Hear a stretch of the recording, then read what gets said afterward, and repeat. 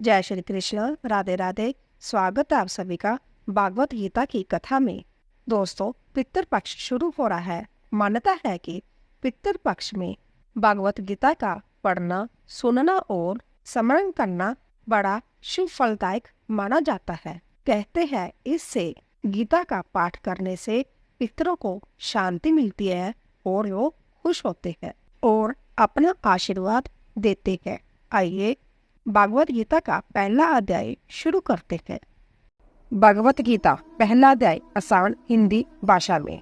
धृतराष्ट्र बोले, हे संजय, धर्म भूमि कुरुक्षेत्र में इकट्ठे हुए युद्ध की इच्छा वाले मेरे और पांडु के पुत्रों ने क्या किया?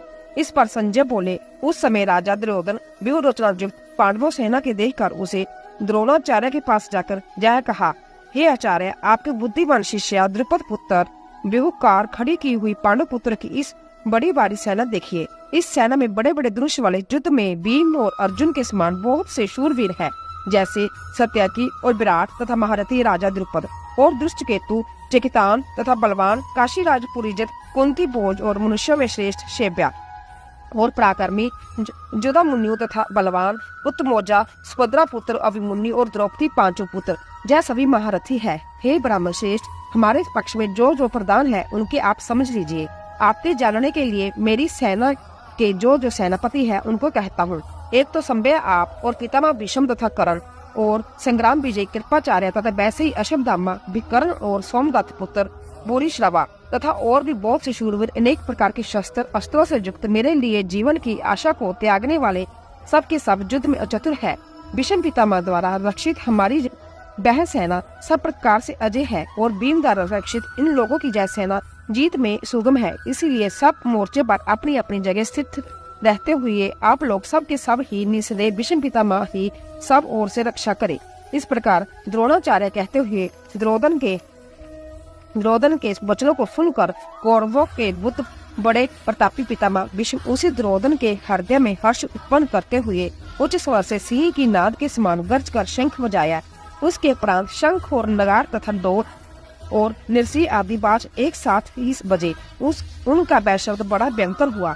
उसके अनंतर सफेद घोड़े से युक्त उत्तम रथ में बैठे हुए श्री कृष्ण महाराज और अर्जुन भी अलौकिक शंख बजाए। उनमें श्री कृष्ण महाराज ने पांचजन्य नामक शंख और अर्जुन देवदत्त नामक शंख बजाया। भयानक कर्म वाले भीमसेन ने पौंड्र नामक महाशंख बजाया। कुंती पुत्र राजा युधिष्ठिर ने अंत विजय नामक शंख और नकुल तथा सहदेव सुघोष और मणिपुष्पक नाम वाले शंख बजाए। श्रेष्ठ धनुष वाले काशीराज और महारथी शिखंडी और धृष्टद्युम्न तथा राजा विराट और अजय सातिक तथा राजा द्रुपद और द्रौपदी के पांचों पुत्र और बड़ी भुजा वाले सुभद्रा पुत्र अभिमन्यु, इन सब ने हे राजन लग लग शंख बजाए और उस भयानक शब्द ने आकाश और पृथ्वी को भी शब्द यान करते हुए धृतराष्ट्र पुत्रों के हृदय विदीर्ण कर दिए। हे राजन, उसके प्राण कपिध्वज अर्जुन के खड़े हुए धृतराष्ट्र पुत्रों को देखकर उस शस्त्र के चलने की तैयारी के समय धनुष उठाकर ऋषिकेश श्री कृष्ण महाराज से यह वचन कहा, हे अच्युत, मेरे रथ को दोनों सेनाओं के बीच में खड़ा करिए, जब तक मैं इन स्थित हुए युद्ध की कामना बल को अच्छी प्रकार से देख लूं कि इस युद्ध रूप व्यापार में मुझ किन किन साथ युद्ध करना योग्य है। द्रवंदी दुर्योधन के युद्ध में कल्याण चाहने वाले जो जय राजा लोग इस सेना आए हैं, उन युद्ध करने वालों को मैं देखूंगा। संजय बोले, हे धृतराष्ट्र, अर्जुन द्वारा इस प्रकार कहे हुए महाराज श्री कृष्णचंद्र ने दोनों सेनाओं के बीच भीष्म और द्रोणाचार्य के सामने और संपूर्ण राजाओं के सामने उत्तम रथ को खड़ा करके ऐसा कहा कि हे पार्थ, इन इकट्ठे हुए कौरवों को देख। उसके उपरांत पृथ्वीपुत्र अर्जुन और उन दोनों ही सेनाओं के स्थित हुई पिता के भाइयों, पिता में हो आचार्य को, मामों को, भाइयों को, पुत्रों को, पौत्रों को तथा मित्रों को, ससुर को और सुहृदों को भी देखा। इस प्रकार उन खड़े हुए संपूर्ण बंधुओं को देखकर वह अंतित कोरोना से युक्त हुई कुंती पुत्र अर्जुन शोक करते हुए जय बोले, हे कृष्ण, इस युद्ध की इच्छा वाले खड़े हुए सब जन समुदायों को देखकर मेरे अंग शीतल हुए जाते हैं और मुख भी सूखा जाता है और मेरे शरीर कंप तथा रोमांच होता है तथा हाथ में गांडिल धनुष गिरता है और त्वचा भी बहुत जलती है तथा मेरा मन भ्रमित साफ हो रहा है, इसीलिए मैं खड़ा रहने में भी समर्थ नहीं हूँ। हे केशव, लक्षणों को भी विपरीत ही देखता हूँ तथा युद्ध में अपने कुल को मारकर कल्याण भी नहीं देखता।